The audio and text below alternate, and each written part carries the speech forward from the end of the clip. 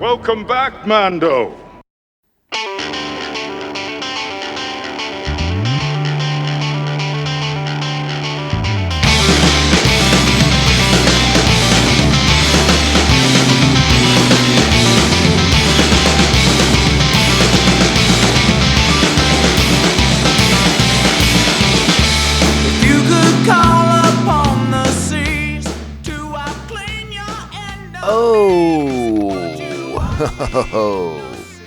Greetings, Bucketheads.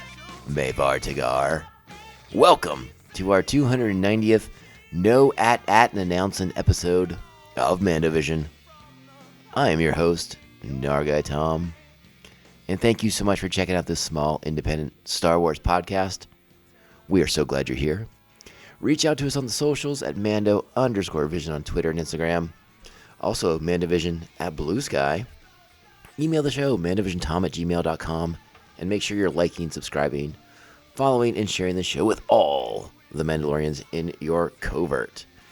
All right, Bucketheads, we are back to discuss the 4th episode of Star Wars Skeleton Crew, and I'm going to pull the curtain back just a little bit. We are recording very late at night, the night of December 17th, when the episode originally aired.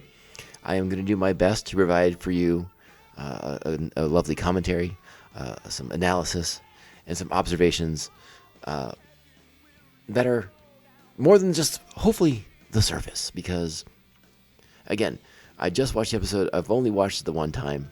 But the way the schedule is going to work this week, this is the best I can do for you guys. And I'm going to make sure to get on every single aspect of it as that I can. So we are going to really put the pedal to the metal here and try to give you the best as quick as we can. Which some of you know, I don't do well with speed. Not my thing. I talk fast, but I need to kind of process the shows. But speaking of the recording schedule, Disney didn't do us any favors by putting the show out on Tuesdays in the month of December, because next Tuesday, here for many people, it is Christmas Eve. That will provide something of a challenge for me to record that night, the next day, and possibly even the day after. We will see. I have family arriving in town starting, as you listen to this podcast, they will be arriving into town today. So that will make things more interesting. And then the following Tuesday will be New Year's Eve, which provides another set of obstacles that will need to be overcome to get the podcast out to you guys as quickly as I can. Now, that being said, reality being what it is, hopefully,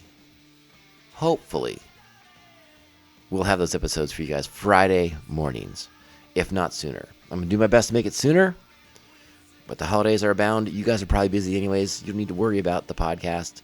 You're probably like, you know what, Tom? Wait till Friday. It's all good. We got things happening too. And that's great. That's good. I hope everybody's ready for the holidays. I hope everyone is prepared to have fun. And if the holidays aren't your thing, I hope you're just doing well and keeping your head above water this time of year as we bring 2024 to a close. Crazy to say. But yeah, like I said, we're going to keep that. We're going to do our best to get the episodes to you guys as quick as we can. But it is the holiday, so things may slow us down a smidge, but we will still be weekly, all right? All right, that being said, I think it's time to talk about this episode. So what do you say we get into it? Let's get at the particulars out of the way. This is Star Wars Skeleton Crew, Season 1, Episode 4. Can't say I remember no At-Attin. Original release date, or the date it hit the streamers, December 17th, 2024. Directed by Daniel Kwan and Daniel Schneider, the directors from the Academy Award-winning Everything Everywhere All at Once. This episode also written once again by Christopher Ford and John Watts.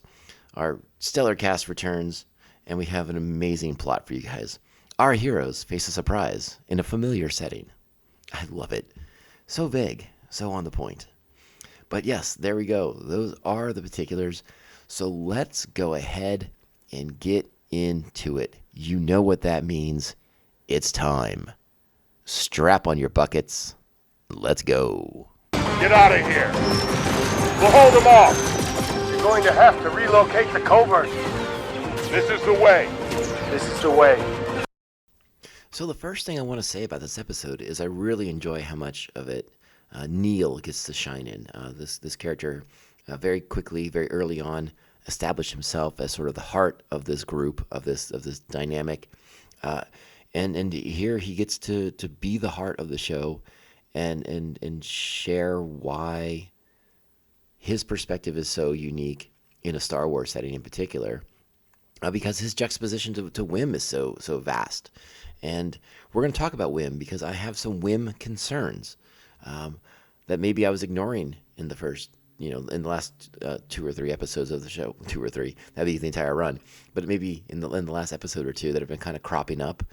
There's some Whim issues that we do need to kind of address and get out there.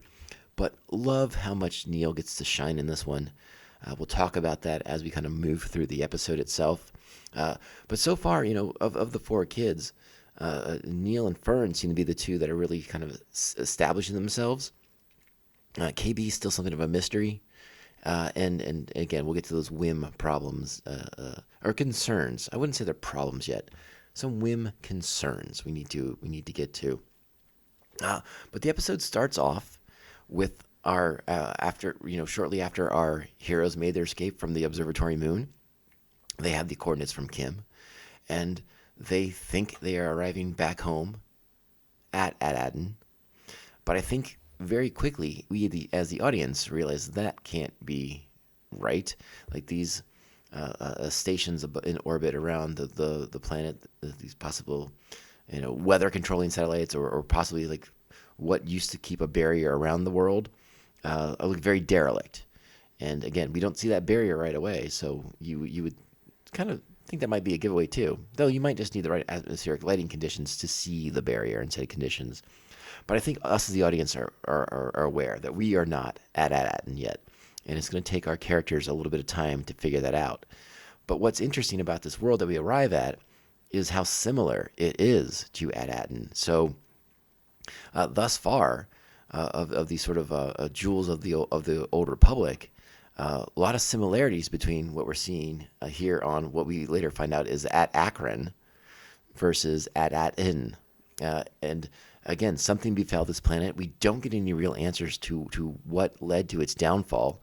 We don't get any answers to what the main conflict is on the planet currently. These 2 sides that we meet through the episode, the Troik and the Hatan.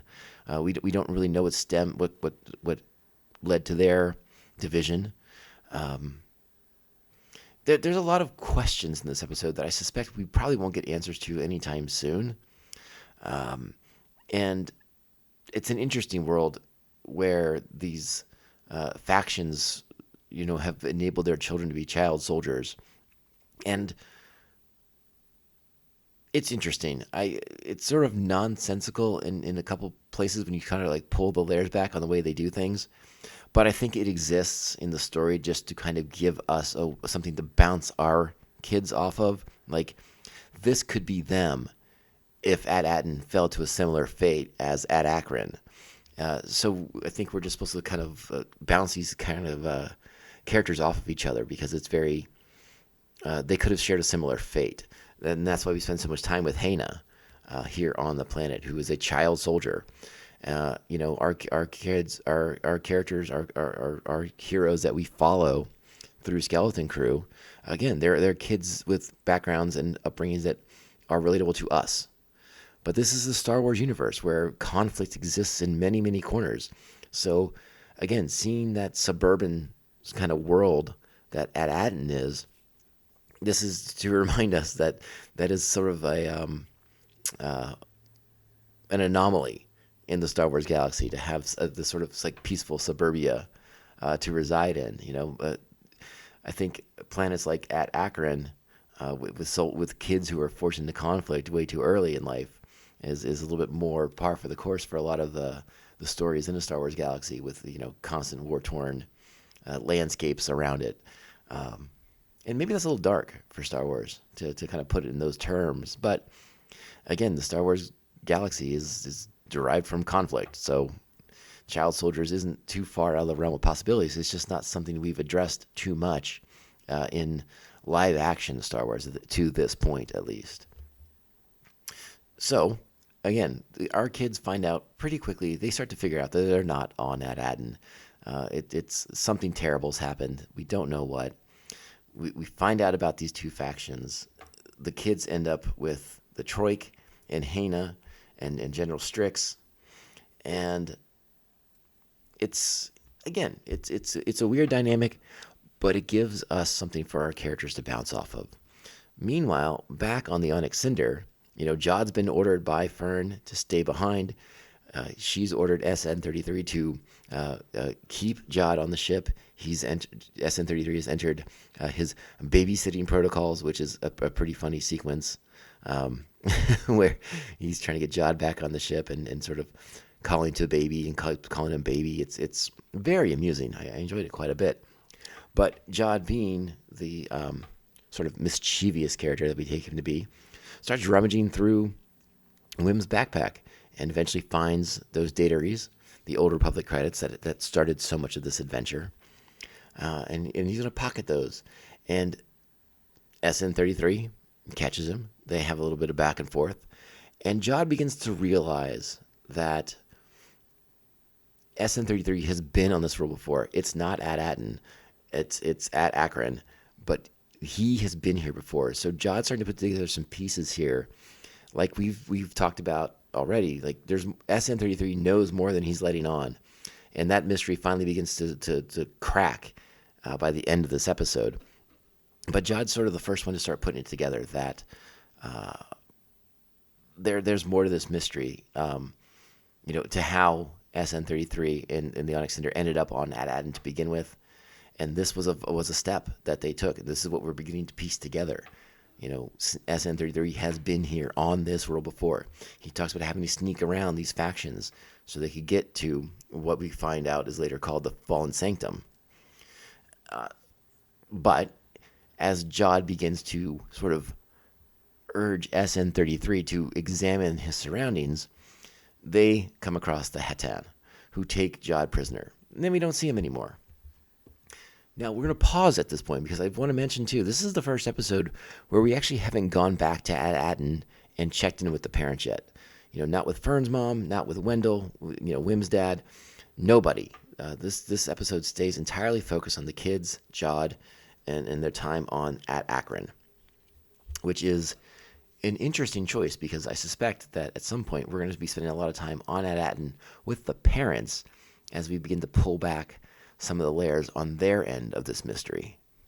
So it's back at the Troika base, Troik base, where Hana and Neil really begin to get acquainted with each other, and we are able to kind of bounce these characters off of each other in some fun and interesting ways. Again, Fern and KB and Wim are learning how to shoot, and they're preparing to take the bull by the horns here and try to get to this Fallen Sanctum by proving that they can be warriors. But Neil quickly shows that he has little interest in warfare, little interest in learning how to do all this shooting, and I don't want to come out right and say he's a pacifist, but he has like minimal interest in conflict. And throughout this episode, he talks about how making peace takes more courage than going to war and things like that. And again, it just shows this character's his heart and his depth of feeling. And Hana recognizes this, and it leads to some really wonderful moments between the two characters. As initially she takes his refusal or his lack of interest in the weapons available to him as a sign that he wants a bigger weapon, something more powerful. So they go to the roof of the school that is very similar to the school that Wim and Fern and the kids go to on At-Attin. So they go to the roof and they see this giant cannon. But before even that, Hana witnesses Neil's his kindness, his empathy to others as he gets like his quote unquote daily ration. And instead of eating it for himself, he shares with hungry kids who look like they need it more than he does. And again, it shows this compassion in the character that we hadn't really gotten to see yet.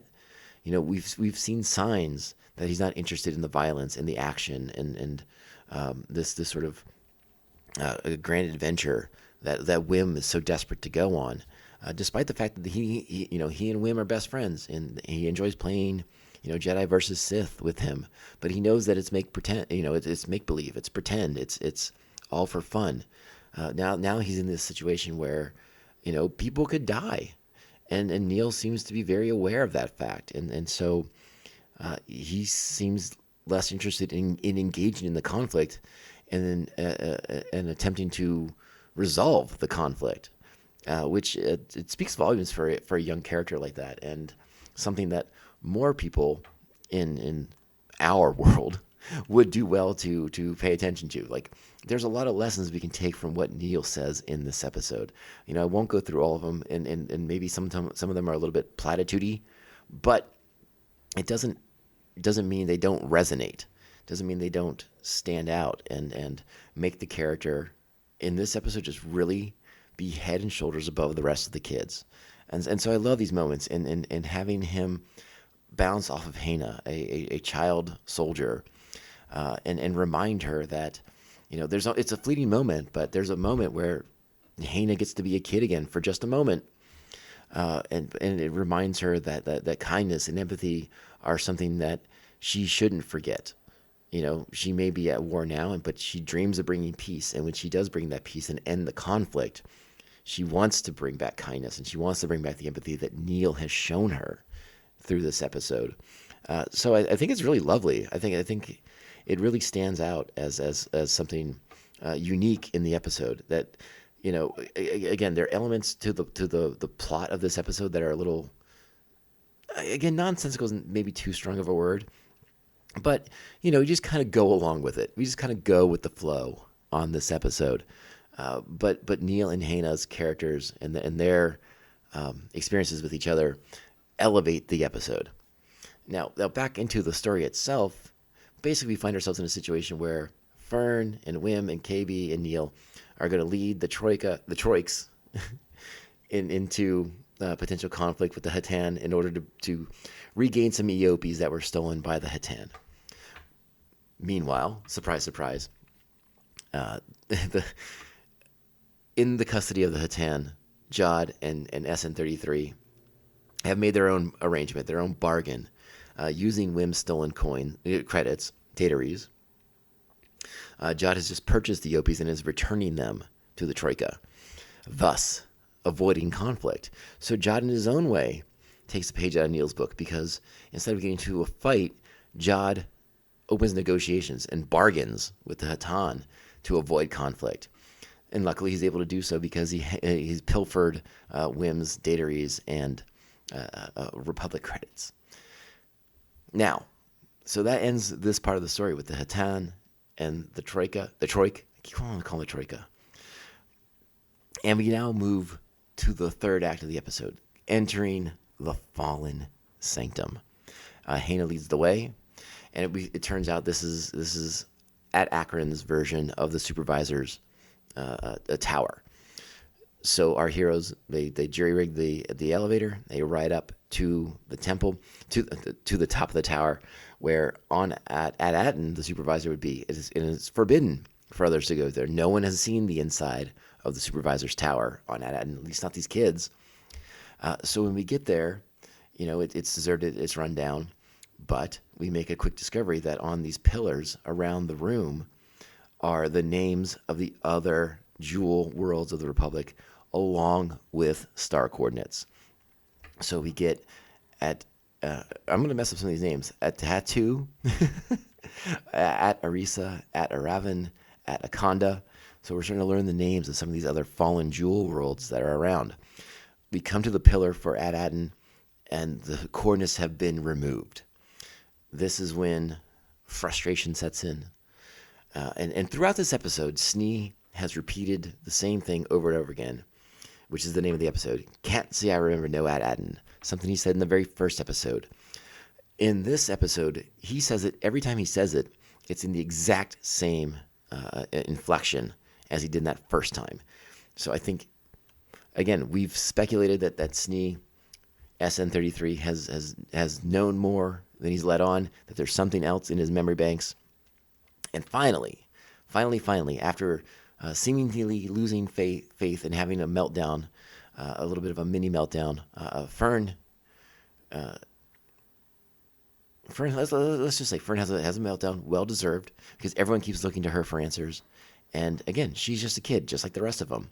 But she's stepped up into this leadership role so that everyone is coming to her for solutions. And she's running out of solutions. She doesn't know what to do anymore. So she darts off, and Wim tries to comfort her and tries to encourage her to do what she always does and find the solution. But she seems at her wit's end. And it's at this moment when she begins to realize that she's not a droid. She can't just do what she's told to do. And then it clicks. And she remembers her own droid and how she told her droid how to manipulate the droid's memory. And begins to realize that this is probably exactly what has happened to SN-33. So we begin to pull that mystery apart here in the end as Fern gives the order to countermand the previous orders and restore his memory. And then we get some information that Sneak had been here before with his previous captain. They got the coordinates, and the previous captain then killed every single member of the crew. The captain ordered SN-33 to destroy the coordinates and to basically block its memory so that it could never repeat the information. And people begin to get answers, and they think they're going to be able to get things. And then the other shoe drops, which is that the captain also told SN-33 that if anyone comes poking around about At-Attin, to tear them limb from limb. And that's when SN-33 gets real big and begins to come after the kids. And again, this is when Neil steps up, throws the rock, distracts SN-33 to come after him. Jod steps up, hits the power on SN-33 to cause the droid to crash down before he can tear Neil limb from limb. And then Neil saves the day. Everyone's congratulating him, and he faints. And that is the episode. So we're beginning to get those mysteries.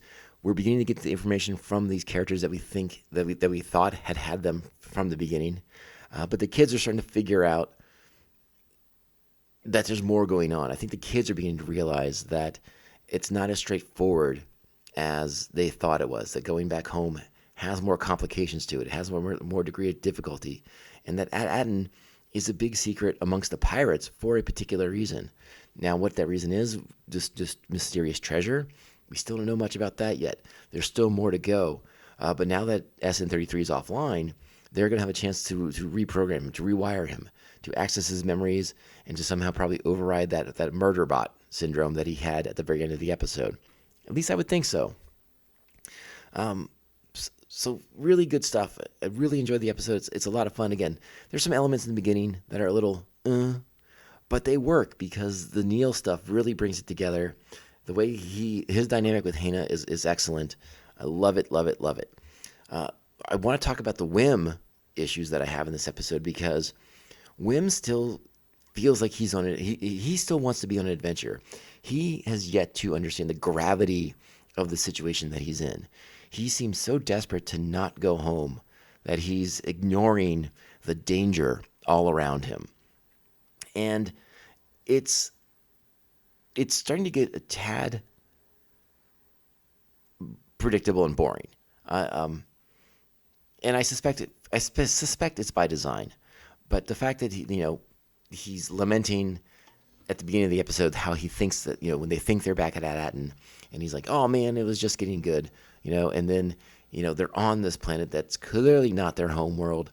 Danger's all around them, and he's still playing around like a little kid, like he's still having an adventure here, not realizing the gravity of everything. And again, the way he's willing to charge into like these battles and not realize that it could cost him his life. He seems to not have any, he doesn't seem to miss his dad at all, which raises many questions to me. And I wonder if it stems from the loss of his mother, and maybe we'll get to connect those dots at some point. And at some point in the series, I would imagine Wim's going to have to confront his emotional state on things and have to realize that the danger is real and that he's going to have to mature at a certain point here if they're going to make it out of this alive. Like at some point, the danger will become real to him, and it won't just be some fun adventure. Like I would imagine it has to get very, very real, very big stakes. I hope that doesn't mean one of the kids has to die, but Wim definitely needs a wake-up call here at some point, because 4 episodes in, and this is a character who we haven't seen much growth from yet, and I'm really waiting for that moment when it happens, when it begins to crystallize for him, just what's going on here and how serious it all is. We'll see what that moment is. I suspect it's coming. I would be shocked if it didn't. But right now, at this point, Wim is sort of like the one-note character, you know. And while we still know less about KB than I probably would like to, at least I can say she kind of brings new surprises to every episode she's in. Like when it turns out she's like a crack shot in this episode. You know, you didn't expect that. So yeah, I hope the Wim thing gets addressed fairly soon. If they don't save it for just episode 8 or something like that, the very, very finale. Because it will be good to see some growth with that character soon. And again, and I suppose maybe he does grow a little bit because he seems to be more comfortable with Fern in the leadership role than he was initially. But again, it still would like to be.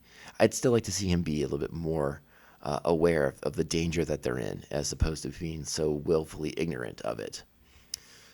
Maybe that's just me, though. Maybe you feel a little bit differently about it. Maybe you're still charmed by his naivete and innocence. But yeah, the star of this episode is definitely Neil. Fern has a great moment as well. KB and Wim move kind of relegated to the background in this one, but Jod also steps up. We see that he, like Neil, maybe not the quickest on the draw here. He's looking to get out of conflict by bargaining, negotiations, things like that. But again, go back and listen to what Neil says in this episode. Bounce it off of Hana, and bounce it off of what we know about the Star Wars galaxy in general. You know, everyone's in Star Wars, and again, it's in the name. I get it. Quick to conflict. That's what the stories are about. But Neil offering this alternate perspective of bravery in the pursuit of diplomacy. I mean, that's like Princess Leia stuff right there. It's great. I loved it very, very much. I enjoyed the episode a lot. I'm probably being a little generous, but I'm giving it 8 buckets. 8 buckets, my friend. Solid stuff, and I can't wait to rewatch it again. And if I change my mind in a review or in a rewatch, I will definitely bring that to your attention when we get together again on the next episode of the show. But with that being said, I think we're going to get out of here today, my friends. Thank you for sticking around with me. I hope I was cogent and coherent, and we got a good episode out of this one. Hope we pulled back some of the layers, some of the mystery around the show. And I'm excited for what is to come. Hey, let me know how I'm doing. Reach out to us on the socials. We're at Mando_Vision, Twitter, Instagram. We're at Mando Vision on Blue Sky. Email the show, mandovisiontom@gmail.com. Make sure to like, subscribe, follow, and share the show with all the Mandalorians in your covert. Best way to support the show, 5-star reviews if you're on the Apple Podcast. We really, really appreciate that.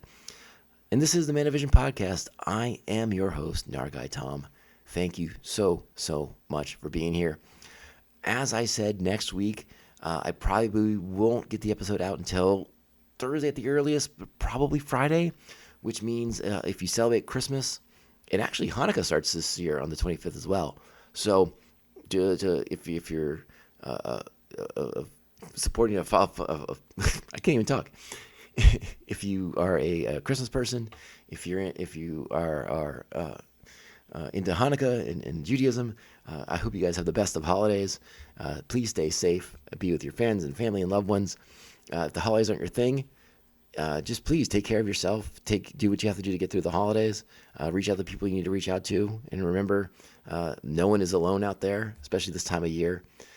Just reach out. There are always people who want to hear from you, who want to be in touch with you, and who want to help you through the dark times. All right, my friends, with that being said, again, happiest of holidays to you. We'll be back next week to talk about Episode 5 of Star Wars Skeleton Crew. Until then, though, remember, this podcast, it can only end one way. This is the way. This is the way. This is the way. This is the way. Bounty hunting is a complicated profession.